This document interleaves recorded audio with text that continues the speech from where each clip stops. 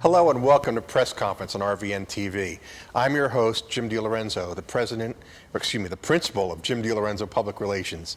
You can find me online at jimdelorenzo.com.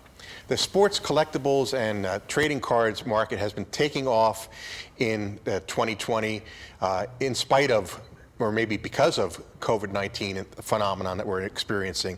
And my guest today will be Jeff Heckman from TOPPS Trading Cards, who has some comments about where the market is headed and what's going on at TOPPS these days.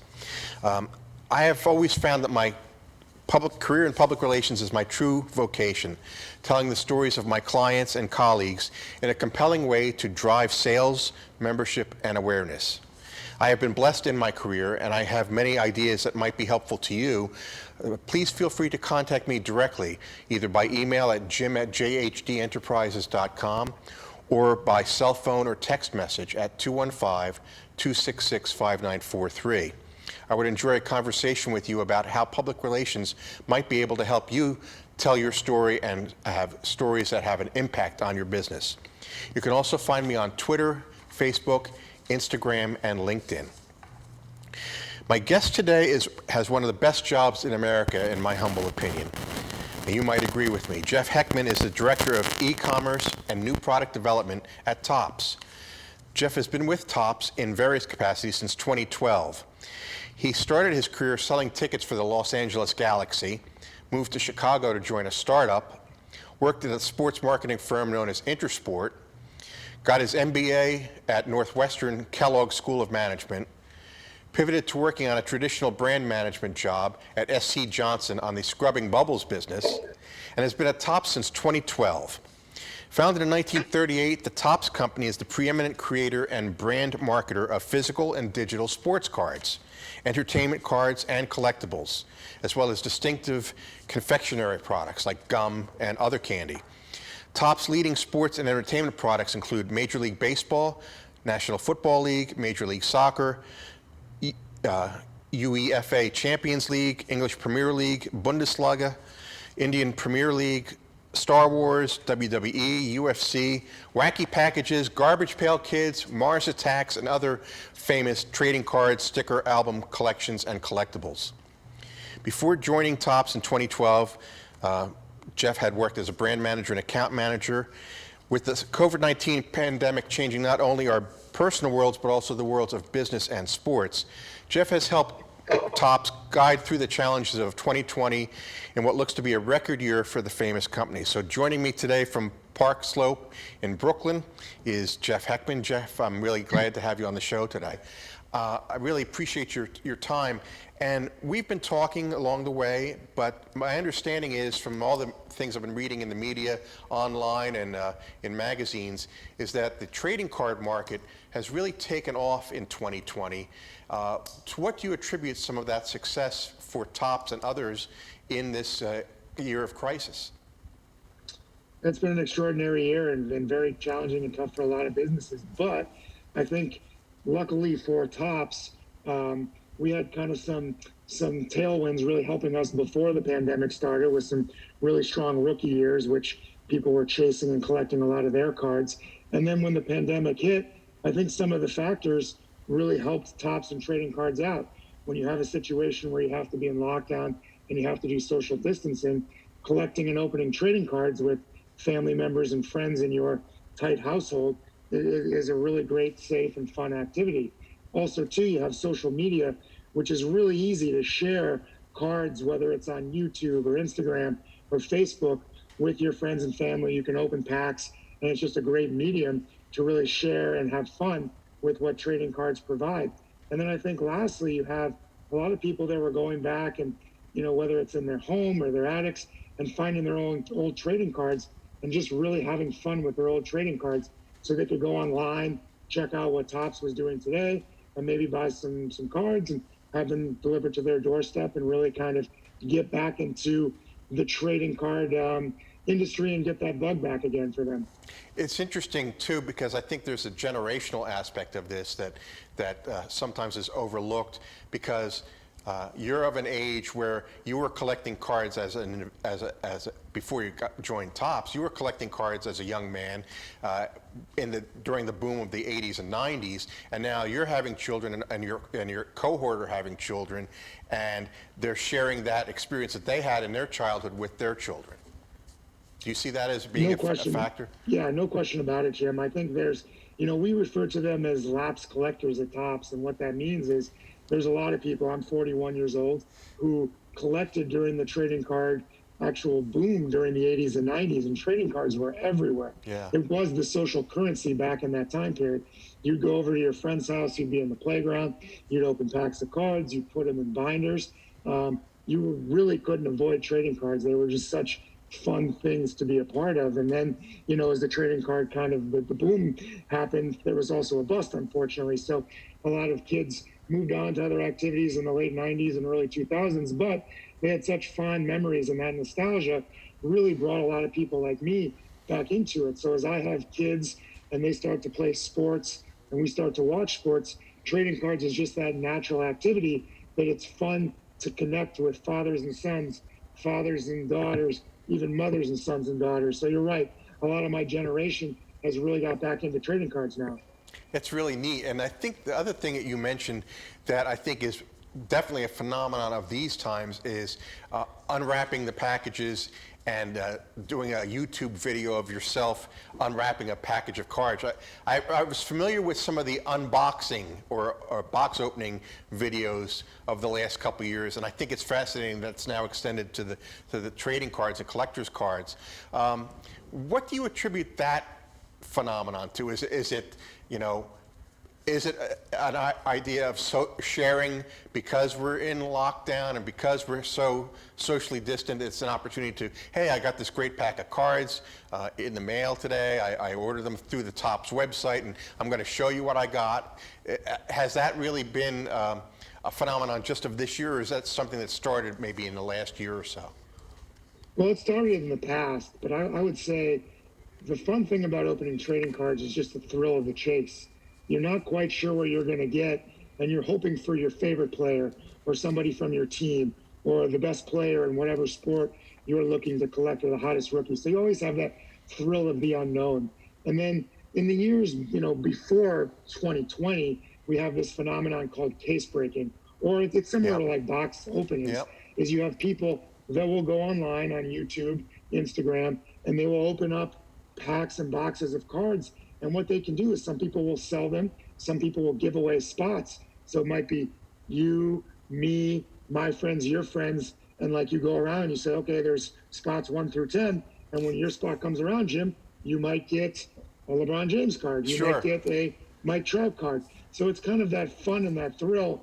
And then by doing this live on video on social media, you have the whole community feel that really goes into that whole unknown and excitement about what you're going to get. So it is a little bit of the unboxing experience, but they call it case breaking in trading cards. It's a little different from my experiences in the late 60s and early 70s when we were flipping cards in the playground. It definitely is. Kids were putting them in their bike spokes. And, matching the colors, you flip for the better color and player or team name or player. Yeah, it was that was our experience when I was growing up, but I think this is much more entertaining as far as, especially right now. I have been on the Topps website a few times. I've ordered some cards. I know that Topps has been doing some promotions where they'll have a special card that's only available for a certain period of time for a moment that happened in a game or a competition. What are some of the entertainment cards that are popular right now? I know Star Wars was mentioned. Is there a rise in the Star Wars cards because of the Mandalorian, or are there other factors at play there? Absolutely, Mandalorian is all the rage right now. It's a great show, and on Disney Plus. So there's a lot of people that are tuning in and watching that. And I think it's a show that's bringing in new fans and collectors to the Star Wars universe. So, Star Wars, I think once the saga came back in, was it 2015 with Force Awakens, we really saw a rise in Star Wars collectibles because it was new content. We've been doing Star Wars cards since the franchise started back in 1977. So I think the still last have 5 some of years my has been original really cards good to from us '77. with Star Wars. Also, Garbage Pail Kids. Yeah. Topps has been doing Garbage Pail Kids since 1985. It's a really fun, irreverent parody brand. And that's something that, continues to be fun for all generations. We talked a little bit about my generation that grew up collecting it in the 80s.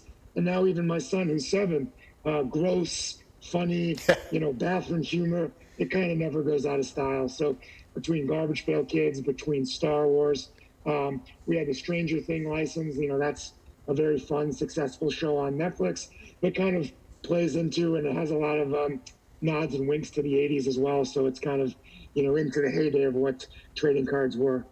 I have in my basement, I know exactly where they are because I was looking at them the other day, my original Wacky Packages cards, the stickers. Oh, yeah. So I have got them all together still since when I was collecting them in the early 70s. And I'm a big fan of what you guys do, as I may have noted. Tell me a little bit more about the digital cards, because that's something that fascinates me because of the rise of our social media. How do the digital cards work for Topps? Yeah, so I think it was either 2013 or 14, as phones have become so important, phones and tablets, to people's worlds and lives, and just the interconnectedness of social media. What we started to find was, there were so many apps that were just growing and coming into the Apple Store or Android. So could we take trading cards and make it a digital ecosystem? And the answer was yes. So we kind of recreated that whole physical experience, and we had that happen with digital trading cards on apps. So as kids start to get a little older, start to have their own phones and do social media, that's really why we started to develop these apps. We have Bunt for baseball. Star Wars is called Star Wars Card Trader. And then we have it for football. We have it for wrestling. We have it for soccer. There's a lot of different sports where we have it for. So it really kind of captures that whole experience. If you just live on your phone, now you can take your phone and you can download the app, and you can really enjoy everything that trading cards have to offer through your phone. You can trade with friends. You can chase rare cards. There's even like a fantasy element to it with sports, where if you have a card and you have, say, Bryce Harper, and Bryce has 2 home runs in a game, you get more points for the cards that you own, and your collection sort of, appreciates in value, and you get more points, and there's leaderboards. So yeah, it's something that's really been big in the last 5 or 6 years, and we only see it getting bigger as phones and apps become more important in people's lives. Sure. It's very interesting. So that has kind of fueled the growth too, because you're introducing, you're keeping the fans and the kids engaged because you're adding more platforms for them. We're going to take a quick commercial break here, Jeff, but when we come back, I'd like to ask you some things about what Topps has planned for the new year and going forward. I know there's probably a lot of things happening, so we're going to cut away for a few moments, but we'll be right back.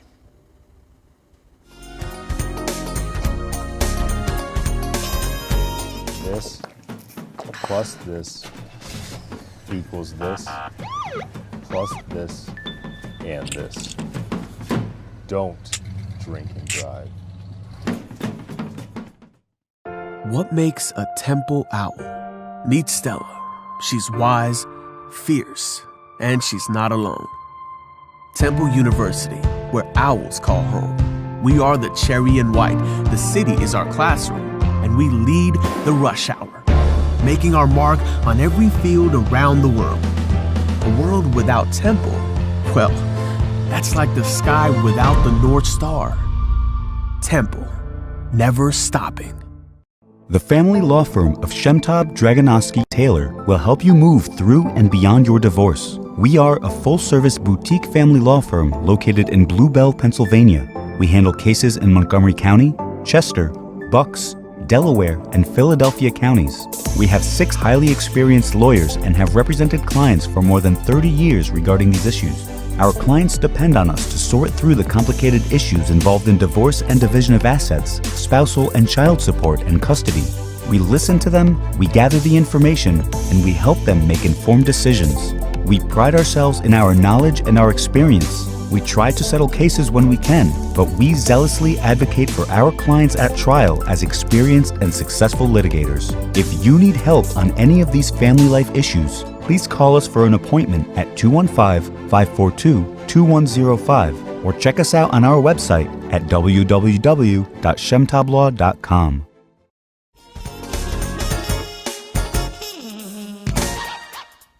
Welcome back to Press Conference on RVN TV.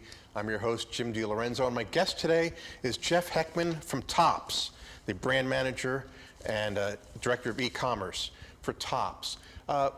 Jeff, when we were talking before the break, I asked you, are there some things that you think are coming up for TOPPS going forward? Obviously, we're still in a situation in the country and in the world where the sports schedules are changing, the entertainment schedules are changing, the movie release schedules are changing. But what do you see as being the next thing for TOPPS here at the end of 2020 and the beginning of 2021? So 2021 is shaping up to be a really exciting year for TOPPS. It's the 70th anniversary of baseball cards. So we started producing baseball cards in 1951. So we have a really big, massive celebration planned around the 70th anniversary. As you mentioned, it's definitely going to take shape a little bit different than we planned when we started looking at it last year, just because of, probably not being able to gather for at least the early part of the year. Hopefully we'll be able to get back to normal sooner rather than later, but there's going to be a lot of fun elements within our trading cards, celebrating all those 70 years, the great designs you mentioned from the 60s and 70s, all the great players that have made up our trading cards. So there'll be things that you'll see on Toppscom. There'll be things that you can see in our trading cards when you go out to Target and Walmart and to our hobby shops. Now, where are your biggest markets? Like when you're doing retail, and retail has suffered in a lot of ways, but are the Walmarts and other stores, are they a big distributor of TOPPS products? Yeah, Walmart and Target are the biggest retail distributors of our product. We also sell in grocery stores and dollar stores and convenience stores and several other places, but Target and Walmart are by far the biggest. And yes, across the nation, the foot traffic's been down, but even at Target and Walmart, our trading card sales have been on pace for a record year this year. So that hasn't slowed us down yet. That's fantastic. I know that the last time I bought baseball cards was at a Walmart, probably in January or early February. So yeah, I can see that being a big point of sale. You're involved deeply with e-commerce through TOPPS, for TOPPS. What are some of the big ways that consumers can access TOPPS products either through the website or through e-commerce? Yeah, so Toppscom is the main place where we sell the majority of our trading cards and collectibles. So we sell all the traditional hobby boxes and retail boxes that you'd find in the stores, Topps Series 1, Series 2, Chrome, Stadium Club. But we do have a lot of online exclusives that have really driven a tremendous amount of online traffic, really over the last several years. But you kind of mentioned one of the things we did earlier, touched on it, TOPPS Now, where we take what happens on the sports field, or even in the entertainment world. We're doing it for Mandalorian, and we capture real-time content of things that happen. We put it on sale for a short duration of time, 24 hours. We print the number that are ordered, so whether it's 5 cards or 20 or 30,000 cards, and then we ship them out to customers in 3 to 5 business days. So we kind of take advantage of a lot of things that print on demand allow us to do, and really operate a real-time business. So it allows us to move quickly. And in the real trading card world, something happens on the field, you might not be able to see a trading card of that for 4 to 6 to 8 months, because you produce it in a manufacturing plant with printing presses, with pre-press that goes on. Then it gets packed out into a box, goes into a truck, gets shipped out to a store. You go, you buy it, check out, open it at home. We can do it in the matter of a few hours on Toppps.com. So it's really revolutionized everything we do from TOPPS from a business standpoint. That's fantastic. I know that in one instance, the TOPPS Now program, I think I've bought at least one card in the TOPPS Now program over the last 4 seasons, and I've also bought a number of T-shirts and other items through Toppps.com. So it's a real fun place to go to look for collectibles. My interest is baseball primarily, but other things are there as well too. What are some of you mentioned the 70th anniversary of TOPPS baseball cards coming up in 2021. What are some of the promotions or some of the ideas that you guys have for what's going to be available to people like me who are almost 70 years old and really want to get back to their roots? Yeah. Well, I wish I could share the specifics. They're a little bit under lock and key right now. We want to wait till the end of the year, and then we're going to start to promote them and start to pump them. But I will, in general terms, talk about them a little bit. But we're going to have some partnerships with some other really strong and iconic brands in the sports world and in the entertainment world that'll be fun. You've seen what we've done with Project 2020, and happy to touch on that in a second. Yeah, tell us a little bit about that, because you're going to see an evolution of that for the 70th anniversary of our baseball cards. So that's probably the primary thing that we're planning next year. Okay, so tell me a little bit more. I know a little bit about Project 2020, but our viewing audience may not know as much as I do, and certainly you can help us fill us in. Project 2020 was a way to add brand awareness and to bring greater notoriety to the Topps brand. What were some of the things that you guys did in Project 2020? Yeah, so I think the real, quick idea behind it was really all about collaboration. So we saw the sports companies, shoe companies, even in fashion, collaborations with companies like Nike and Adidas are big, where they partner with designers, artists, influencers in order to create products. So we thought, well, we have a great canvas that's 2.5 by 3.5 cardboard. Why don't we partner with some of these same brilliant creative minds and come up with trading cards? So we used 2020 as an excuse to take 20 of our most iconic baseball rookie cards and then work with 20 great and talented artists and go to them and say, okay, here's the Don Mattingly 1984 card. Here is Jackie Robinson's 1952 Topps card. Here's Ken Griffey Jr.'s 1989 Topps card.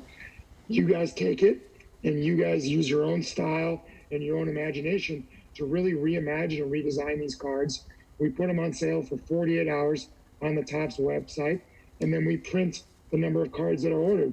They're printed on really nice premium stock. They come in a plastic case so that they are protected and premium and hopefully in mint condition. So they really look like pieces and works of art. And we started doing this in March, really right after the pandemic hit. And we're going to finish right before Christmas time. So we're sort of to the finish line. I encourage you to go to Toppps.com, see what we're doing with Project 2020. We have 2 great cards out today. I think it's Bob Gibson and Don Mattingly. And again, you can buy them for 48 hours. And we have new cards that come out every day, Monday through Friday. And who are some of the artists that you've had, that you've partnered with, or some of the brands that you might have partnered with? So we partnered with 20 different artists. We partnered with Blake Jameson, Ermsey, who's a cartoonist in Paris, Don C., he works on the Just Don brand, Ben Baller, who's a jeweler, Sophia Chang, she's a graphic artist out of Los Angeles, JK5, a tattoo artist, Mr. Cartoon, another tattoo artist. So 20 different artists. You can see them all on the Project 2020 page on Toppps.com. That's a great idea, and I think it's interesting. I saw you guys do that at the beginning of the year. I'm friends with a colleague who does some work with you guys, and I thought it was funny when in the late summer McDonald's started offering designer hamburgers and things like that, and I thought they stole the idea from Topps, because it was such a great idea, and I hadn't seen anybody else do it before.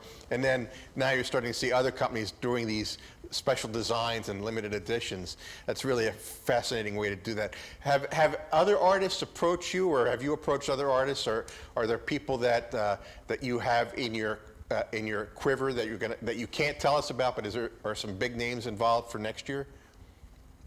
Absolutely. Project 2020 has opened a number of doors for us, so in both directions. So we've had a number of artists approach us about wanting to work with Topps on a number of different initiatives, as well as we've approached a number of artists and designers about joining us for this thing that we're hopefully going to be launching in 2021, as well as some other trading card collaborations and opportunities for 2021 and even beyond. I think what's fascinating for me as someone who has a little bit of knowledge about the trading card space and the legacy of the Gelmans and the Len Browns and the Wally Woods and the others that worked with Topps along the way, and 70 years of baseball cards is just remarkable to me, and I think that's a testament to the strength of the brand that, you know, we're going to be having this celebration next year, and it's something that I certainly will be looking forward to. Are there any other sports or entertainment properties that you're going to be doing anything big for in the coming months? You know, Garbage Pail Kids is finishing our 35th anniversary, so there's some fun content series that'll be coming out for Garbage Pail Kids end of this year and beginning of next year. I'm not the producer or collaborator on those, so I can't really spill the beans here, but you know, you'll see some very well-known people in the film and production world that love and grew up with Garbage Pail Kids, and they're doing some stuff that you can see on YouTube and in some other places with Garbage Pail Kids. Star Wars next year. Star Wars always has fun things going on. Not only do they have Mandalorian finishing out the year, I think they have some fun things going on with Clone Wars and some other shows next year where Topps is going to be putting out cards. Trying to think. Soccer, we do a ton of stuff globally with soccer, with UEFA. So, you know, I know sports is going to have a little bit of a different calendar next year, but we have a lot of great things planned for the new year on the soccer or football front, as they call it globally. Yes. Yeah, so I think those are kind of the main things we're doing, and then baseball is really our bread and butter. Oh, and one other thing, WrestleMania. Oh, so WrestleMania is coming again next year. We do WWE cards, so look for some really fun and exciting things that we're doing with WrestleMania in the first quarter of next year. Fantastic, Jeff. I really appreciate you kind of opening the curtain for us a little bit and seeing what goes on at Topps, and I'm looking forward to the next round of cards and the collectibles.